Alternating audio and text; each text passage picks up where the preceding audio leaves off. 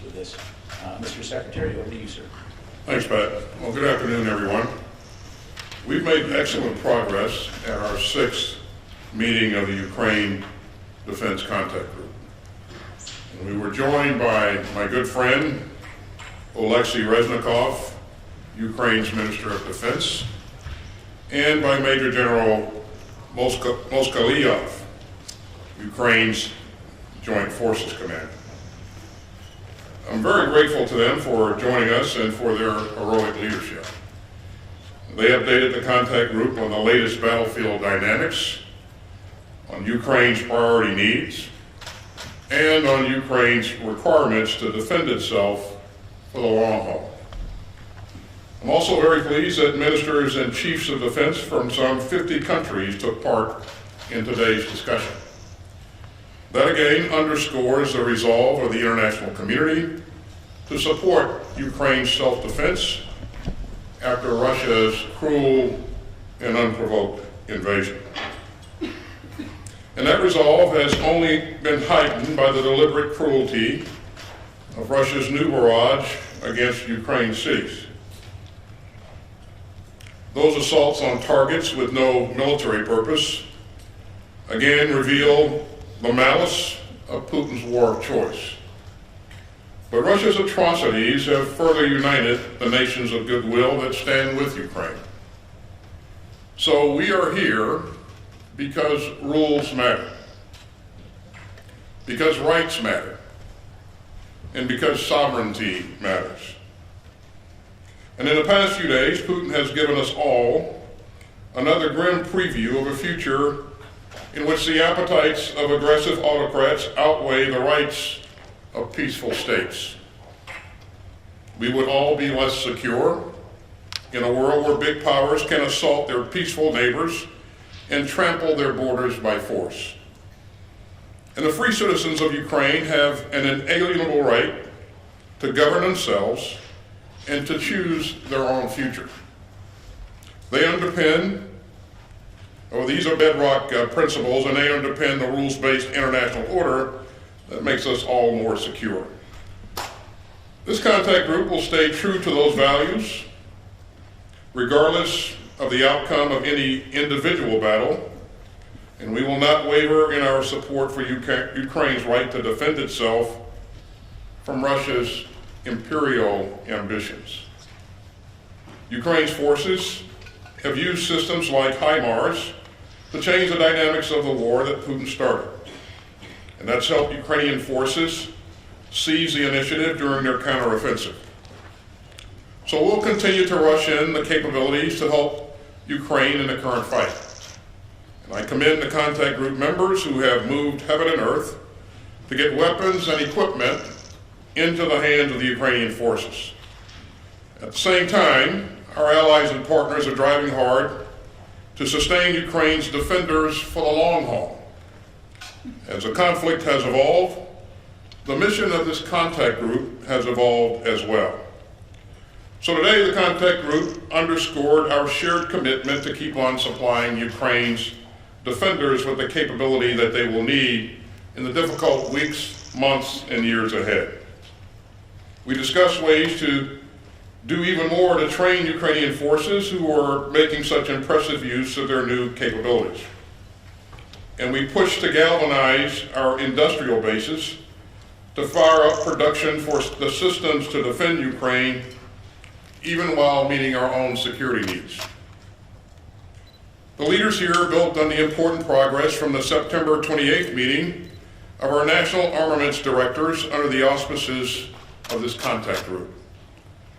Denmark and the UK shared updates on several Copenhagen conference initiatives, including the UK's International Donors Fund for pooling international funding for critical capabilities. And as we increase our long-term support for Ukraine, transparency and accountability remain crucial. At today's meeting, we discussed the accountability measures Ukraine is using to ensure that advanced weapons are fully tracked. We also discussed ways to work together to build on our momentum and to meet new challenges. We know that Ukraine still needs even more long-range fires and air defense systems and artillery systems, along with other crucial capabilities. And I'm grateful to our many allies and partners who have raced to meet Ukraine's self-defense needs, often pulling from their own stocks or purchasing capabilities from domestic industry. And let me especially commend Germany for its recent delivery of an Iris-T air defense system. This critical donation will help Ukraine better defend its civilians from Russian airstrikes. And Germany also recently announced that it will deliver more Mars rocket systems and howitzers. And all that shows long-term support for Ukraine's defenders.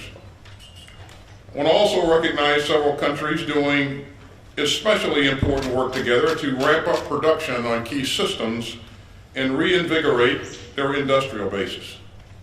And so Norway, Germany, and Denmark have all invested in Slovakia's homegrown production of howitzers. And that just shows how much we can do when we come together in common purpose.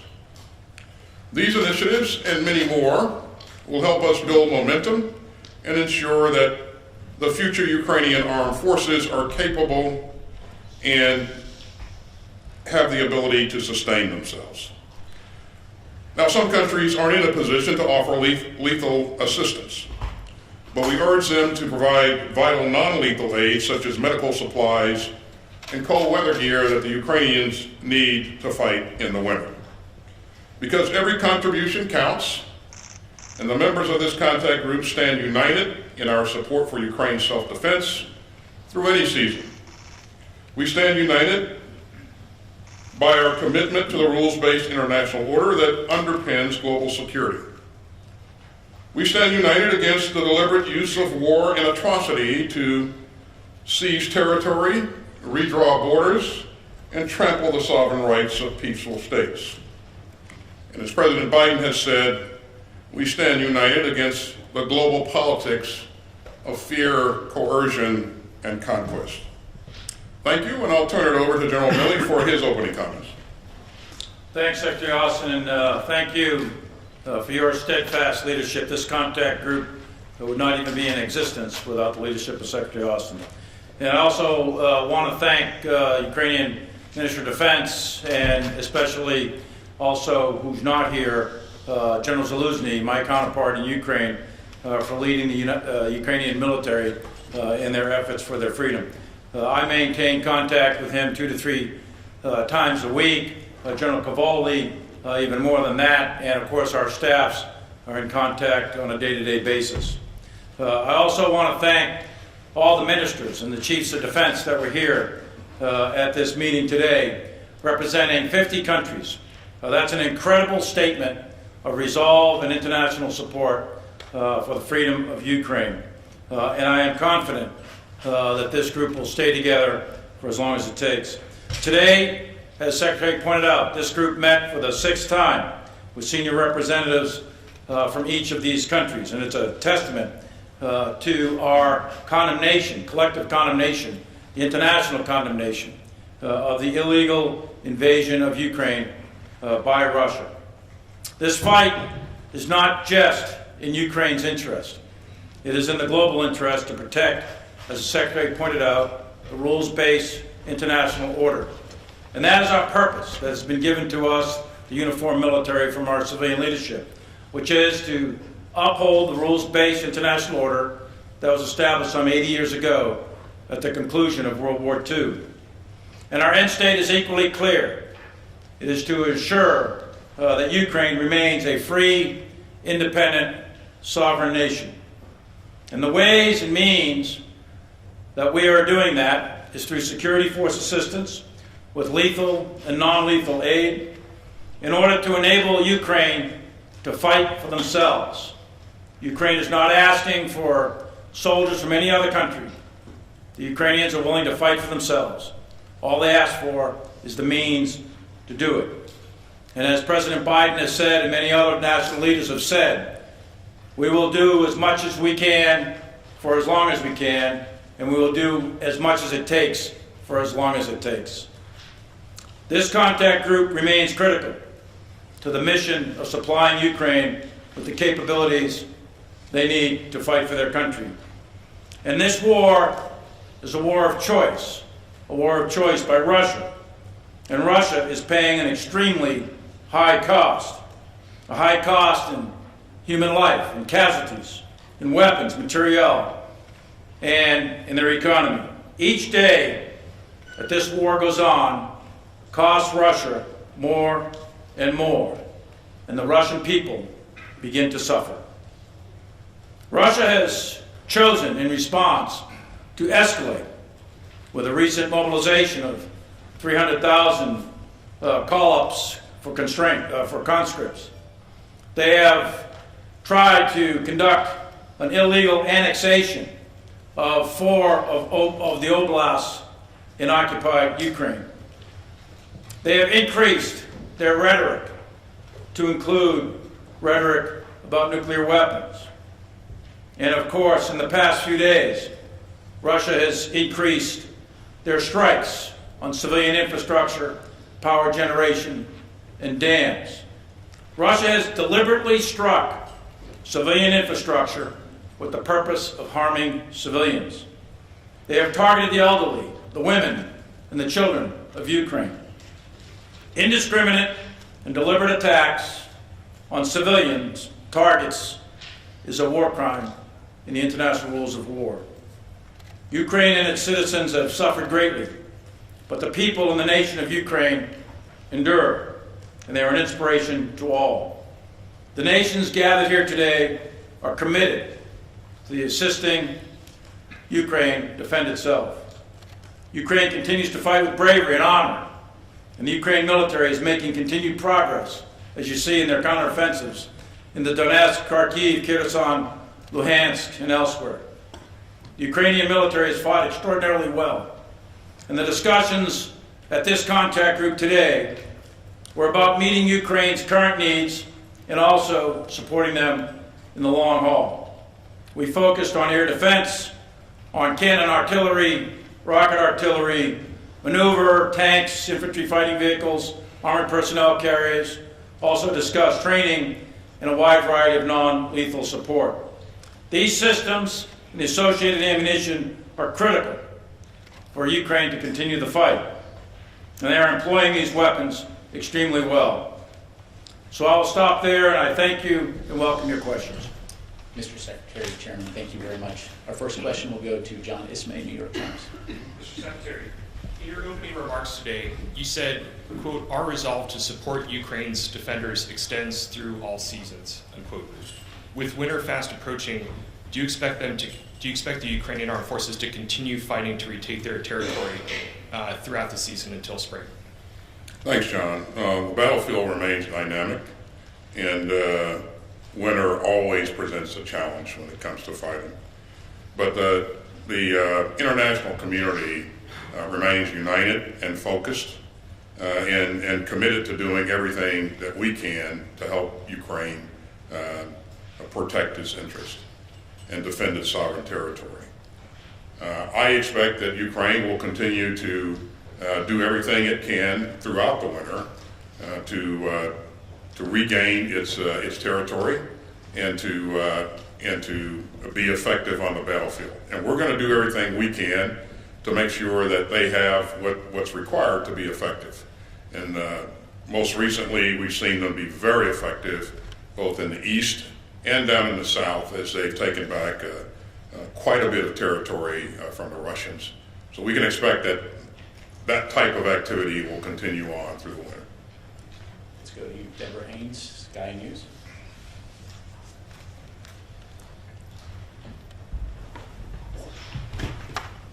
Thank you very much. A British spy chief this week said that Russia is running out of weapons. How concerned are you, though, about Western stockpiles and whether Western weapons could run out first, and specifically on air defense systems? Given the need from Ukraine, why are Western allies not sending these systems in faster? Is it because of a lack of political will or a lack of supplies? Well, it certainly is not a question of lack of will. The commitment the resolve that the chairman and I witnessed in this contact group meeting today was inspiring, and that's what I told the members of the group. They remain committed to doing everything they can to generate additional capabilities. And you heard me say at the top that several countries are working together to expand capacity in their industrial base. And I think it's that kind of initiative, that kind of activity that will create other opportunities for us as we go forward. We talked about air defense, the requirement for additional air defense capabilities, and countries, I have every confidence that countries will do whatever they can, if they can, to generate additional capabilities. You've heard us talk about providing NASAMS, and that's good capability. It's going to really help the Ukrainians. You heard me say earlier that Germany is providing an RST system, and again, I expect to see more capability come forward. We saw some additional countries volunteer to provide munitions for those NASAM systems today, and that's always encouraging, refreshing. So the will is certainly there to do everything we can for as long as we can, and the commitment, again, was inspiring. Okay, let's go to Sylvie Lantemont, Agency France Presse. Thank you. Mr. Secretary, after President Putin's threat about use of nuclear weapons, you said repeatedly that you have seen nothing that would cause you to change your nuclear posture. Will you communicate when this posture changes? And Chairman, I have a question for you too. We spoke about air defense as a priority, and the NASAMS and the German RST that have to be ordered to the industry. But it's urgent. So in the meantime, are there other systems, maybe older systems, that the allies of Ukraine could find faster? So let me begin by saying, Sylvie, that Putin's saber-rattling is reckless. Nuclear saber-rattling is reckless and irresponsible. We don't expect to see and hear that kind of behavior from a major nuclear power. And so that's very dangerous, and you've heard a number of leaders around the world emphasize that. You should know, and I know you do, that we take this very seriously. And this is something that we remain focused on. And we continue to watch indications and any type of warning that he may have made a decision to go in a different direction. We've not seen any indicators at this point that would lead us to believe that. But again, it's not something we look at once and leave alone. This is something we remain focused on 24 hours a day, 7 days a week. So, Sylvie, put it in context a little bit. What Ukraine is asking for and what we think can be provided is an integrated air missile defense system. So that doesn't control all the airspace over Ukraine, but they're designed to control priority targets that Ukraine needs to protect. And what you're looking at really is short-range, low-altitude systems, and then medium-range, medium-altitude, and then long-range and high-altitude systems. And it's a mix of all of these that deny the airspace to Russian aircraft, fixed-wing or rotor-wing aircraft, and Russian missile defense, right? So that's what you're trying to create. You're trying to create a defensive system. So far, Ukraine has very effectively used their SA-6s and 8s, S-300s and S-10, 11s, etc. So they've been very effective at denying Russian air superiority. And that, in turn, has denied the Russians the ability to conduct ground combined arms maneuver. So what needs to be done here by all of the various countries that were at the conference today is chip in and help them rebuild and sustain an integrated air and missile defense system. Specifically older systems like you were just asking about. Ukraine has asked for HAWK, or improved HAWK, IHAWK as it's called. That's a medium altitude, medium range system. It's an older system, but it's quite effective. And there's other systems out there throughout the world that are available. Many countries have Patriot. Many countries have other systems. There's a whole series of Israeli systems that are quite capable. The Germans have systems, as we mentioned. So a lot of the countries that were here today have a wide variety of systems, and the task will be to bring those together, get them deployed, get them trained, because each of these systems is different. Make sure that they can link together with the command and control and communication systems, and make sure they have radars that can talk to each other so that they can acquire targets on the inbound flights. So it's quite complicated from a technical standpoint. It is achievable, and that's what we're aiming at. It'll take a little bit of time, that's right. Thank you, sir. The final question will go to Vladimir Runets from ICTV. Thank you for this opportunity. I'm one of those who this Monday, wasn't sure that I would be able to be here because of the airstrikes that we experienced in Kiev. And the question I'm going to ask is not mine. It's the people of Ukraine would like to ask you, when will they be able to just sleep well and not be afraid to leave their families behind and go on a trip like this? Because I'm here and I'm really anxious about what is happening to my family back home. So when are the systems going to be provided, and is there a possibility that the sky is going to be safe? The short answer to your question, sir, is the systems will be provided as fast as we can physically get them there. And this is something, as I said at the top, that we remain focused on. And we're going to provide systems that we have available, that countries like Germany has available. We're also going to try to provide additional munitions to the existing systems that the Ukrainian forces are using. As long as the conflict goes on, there will always be uncertainty, so it's very difficult to predict when it's going to be safe to move in and out of the country.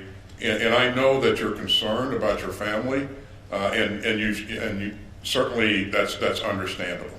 But we're going to do everything we can, as fast as we can, to help the Ukrainian forces get the capability they need to protect the Ukrainian people. That's very, very important to us. And by the way, it was important to all the 50 members that were in that meeting today, and their chiefs of defense. And this is, the utility of this Ukraine Defense Contact Group. I just can't. I can't overemphasize how useful this is, because it helps us to address current near-term problems and mobilize resources much faster than we otherwise would be able to. And again, I don't want to exaggerate this point, but I have to tell you that I remain impressed by the commitment of the members of the group. And for the most part, these are ministers of defense that show up to every meeting, and not surrogates. So. And what about other hubs? Sorry. I'm afraid that's all the time that we have available for today. Mr. Secretary, Chairman, thank you very much. Ladies and gentlemen, I appreciate it. This concludes our presentation. United States journalists and not anyone. I would like to ask about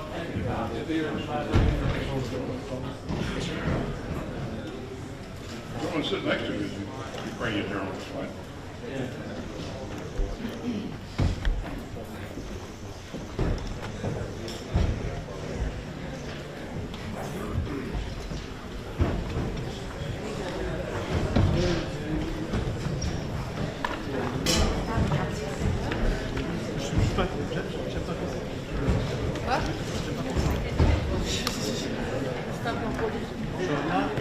La courtoisie, monsieur, en Belgique.